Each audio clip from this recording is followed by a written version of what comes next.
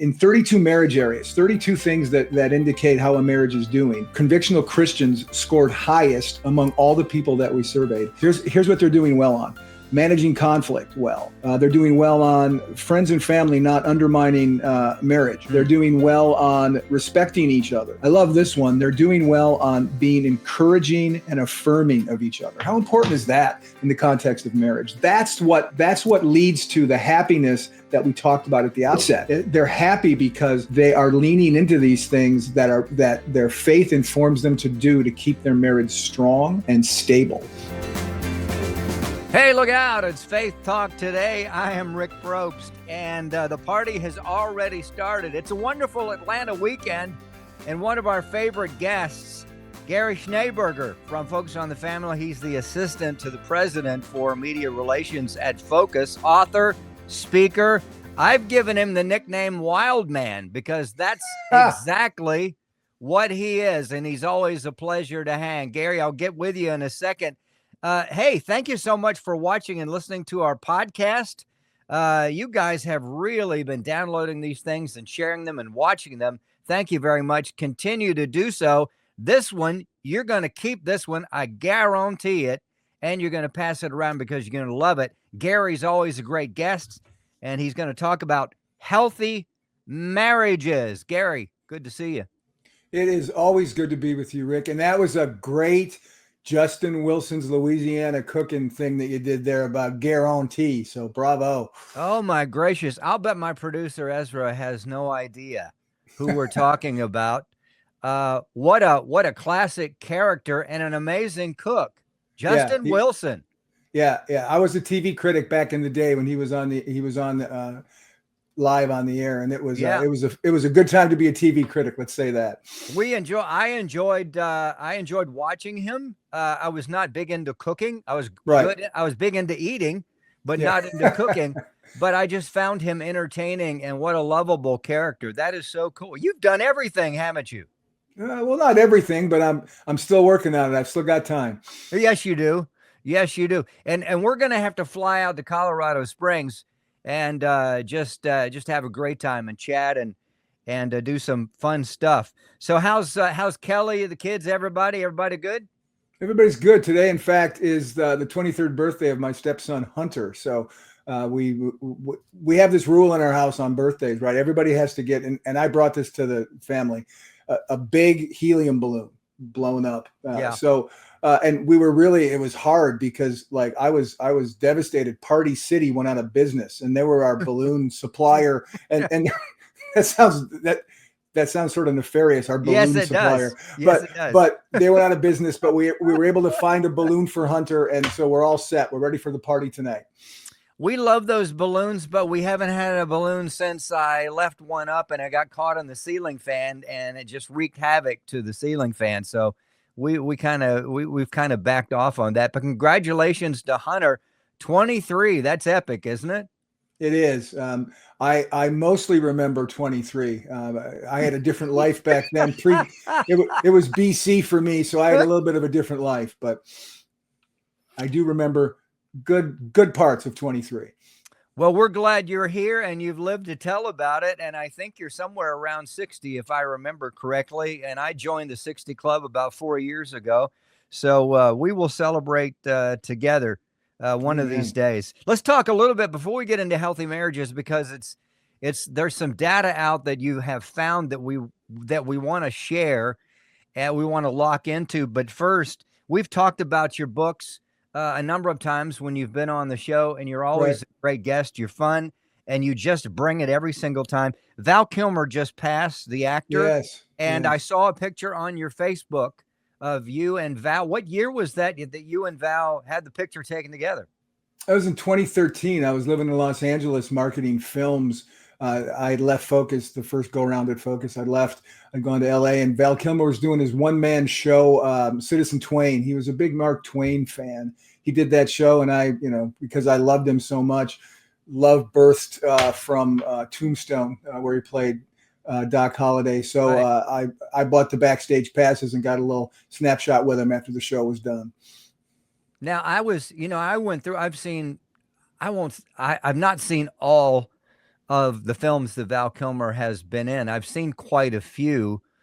I would think that Tombstone would be recognized as the ultimate Val Kilmer part. Of course, he was Batman. He was okay. He Right. was Batman. I actually saw a film years ago, and I think it was called Glance at First Sight or Love at First Sight. And it wasn't a big film. It wasn't very Right. popular, but it was a good film. But he stood out. Jim Morrison. The remaining doors. I don't know if you read this or not, but the remaining doors, when they did that movie, he sang the songs in the Jim Morrison film, and they said they could hardly differentiate between the two. He sounded so much like Jim Morrison. Wow. Yeah. I mean, he was, he would play around a little bit with method acting. So he would get into the character, stay in character while he was filming. So that doesn't surprise me that people have said that. I just got this story, Rick. So one of the reasons that Tombstone was so pivotal to me is that my journalism mentor in the early to mid 90s, he and I would every Friday night watch either one of three movies: The Last Boy Scout with Bruce Willis,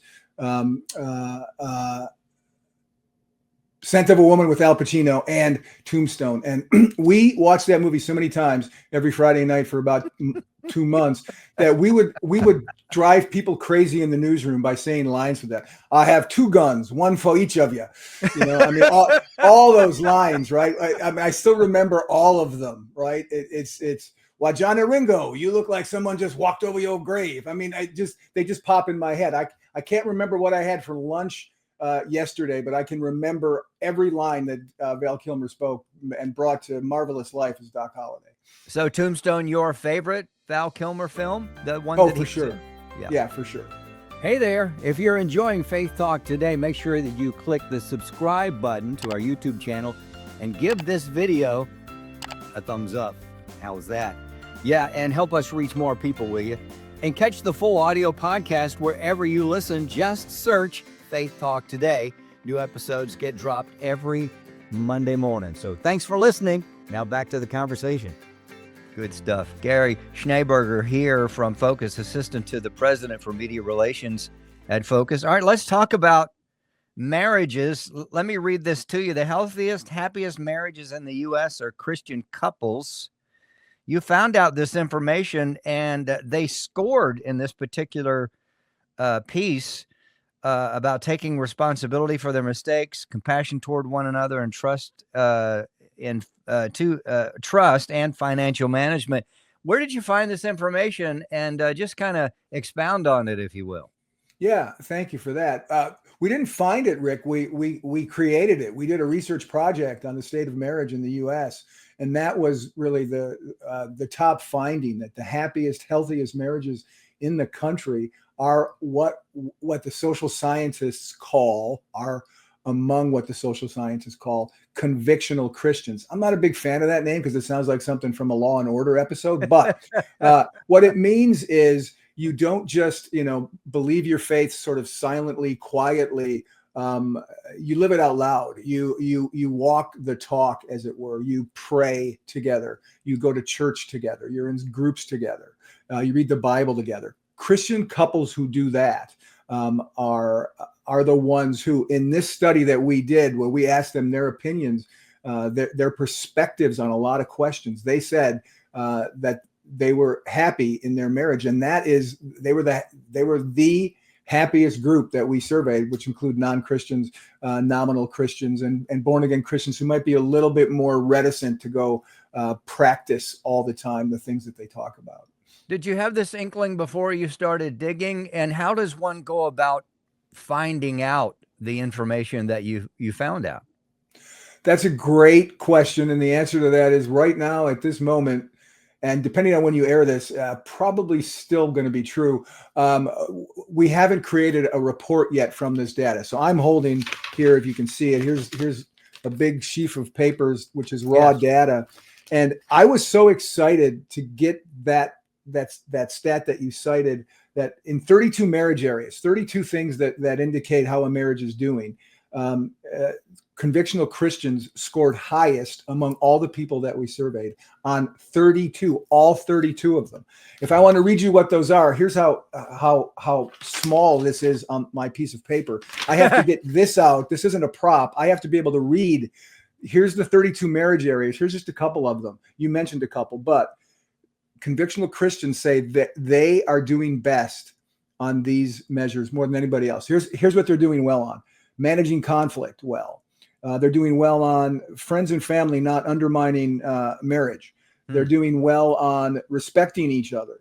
I love this one. They're doing well on being encouraging and affirming of each other. How important is that in the context of marriage? That's what leads to the happiness that we talked about at the outset. They're happy because they are leaning into these things that their faith informs them to do to keep their marriage strong and stable.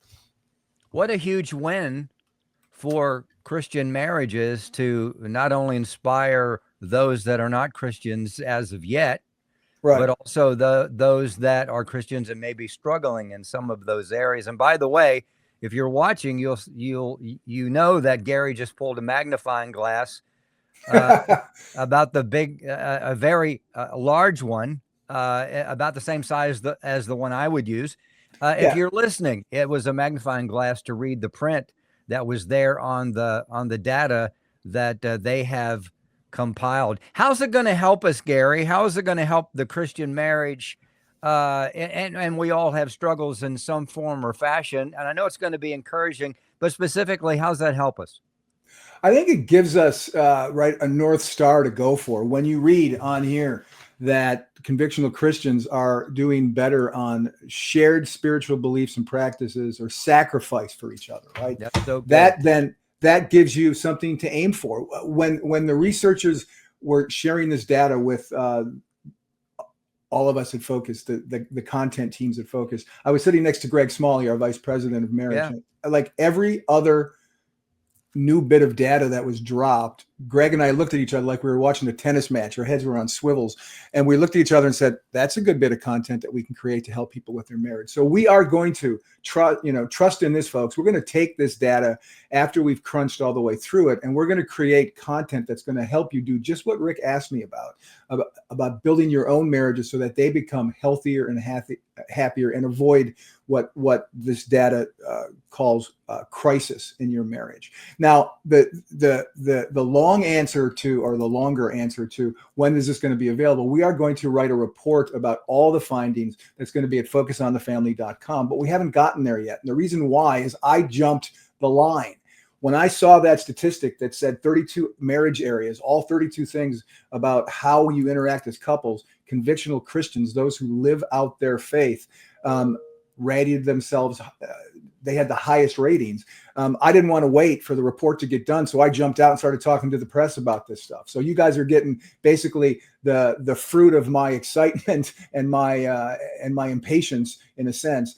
The study's going to come. You'll see a lot more things, but I'm out right now talking about this because it's just such a remarkable result, and Focus is well positioned to help people get to this place of being both living out a convictional Christian marriage and then also having healthy, happy marriages as well. Gary Schneeberger with us, the assistant to the president for media relations at Focus. Any of those surprise you much, or did you pretty much know? No, hands down, I kind of knew that or sensed that in the beginning, but this just proves my point.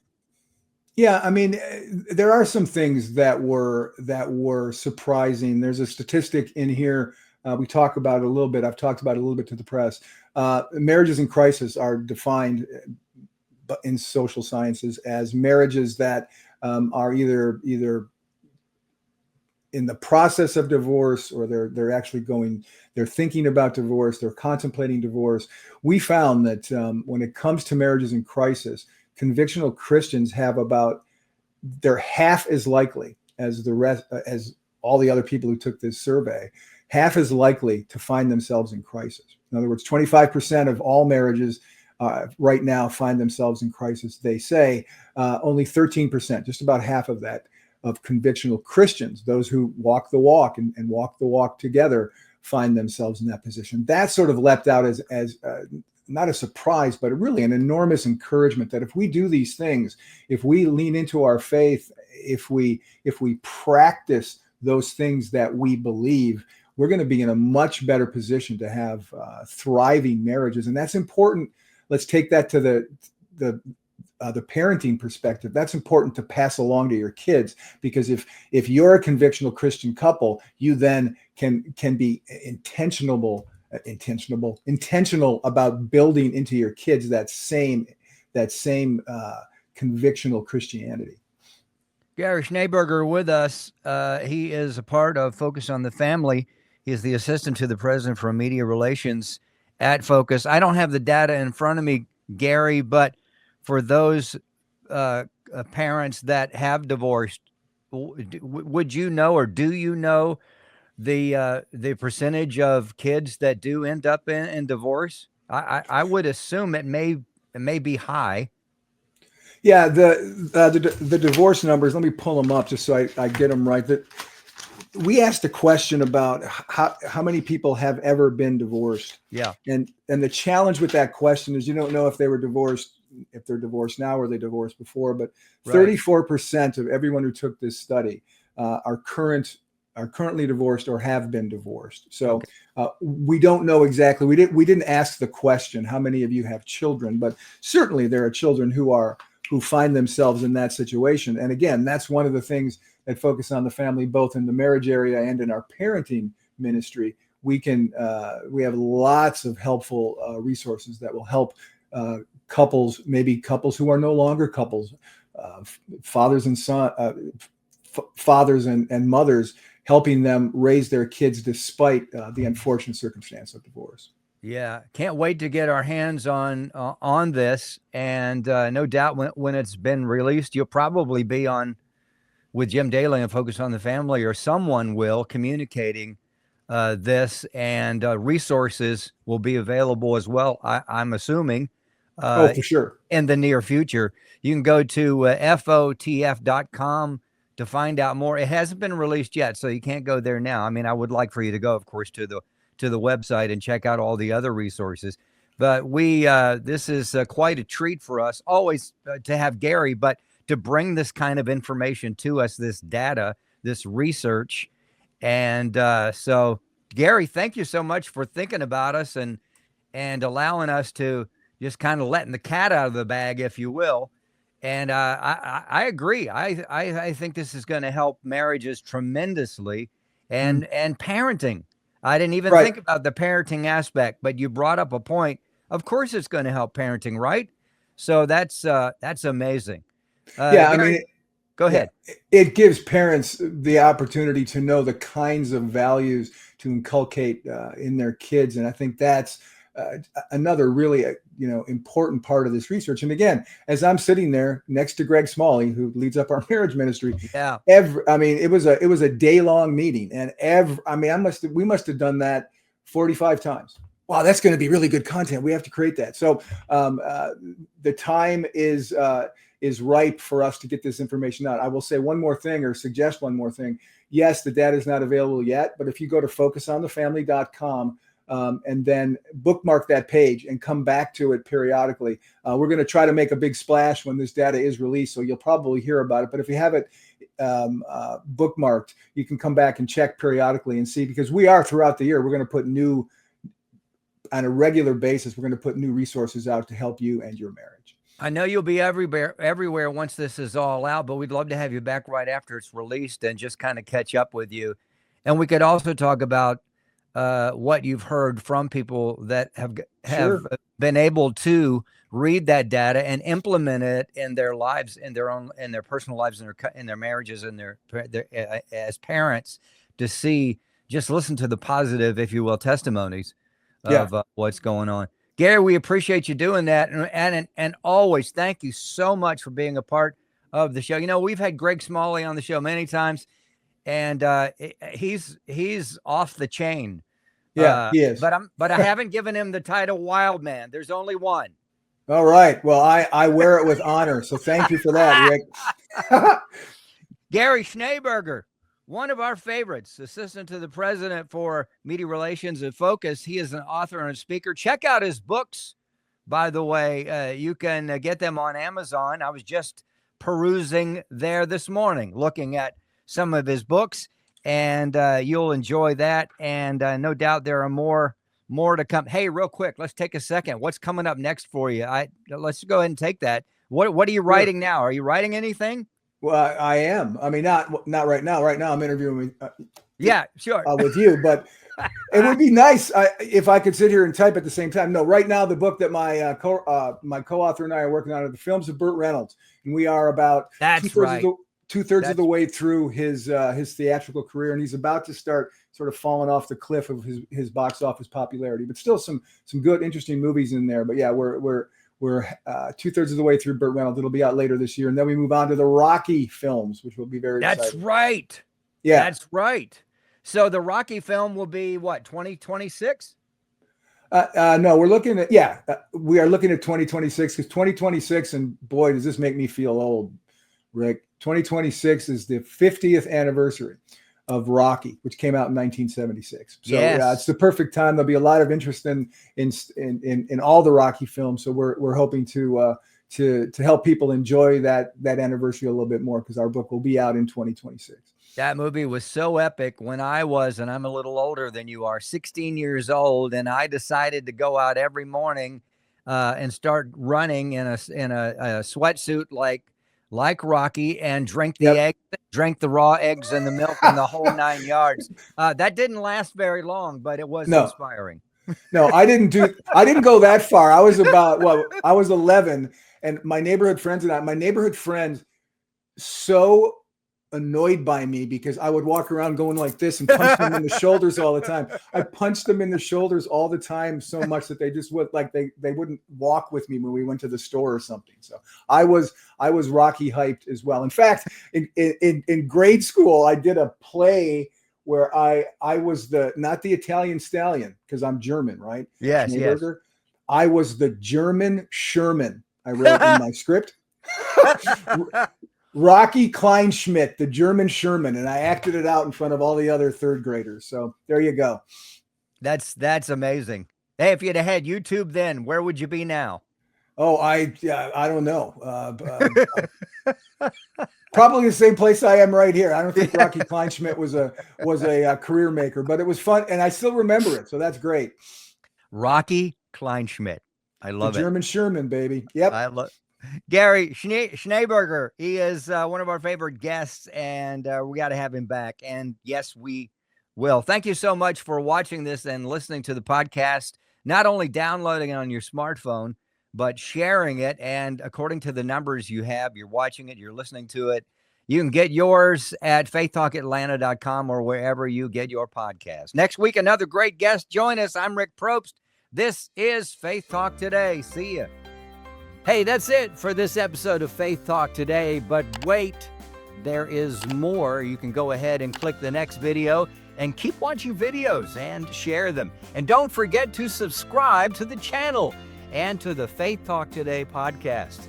And we'd love to connect with you online. Just follow us at Faith Talk Atlanta. We're on all the socials. Hey, thanks for tuning in. We'll see you next time on Faith Talk Today.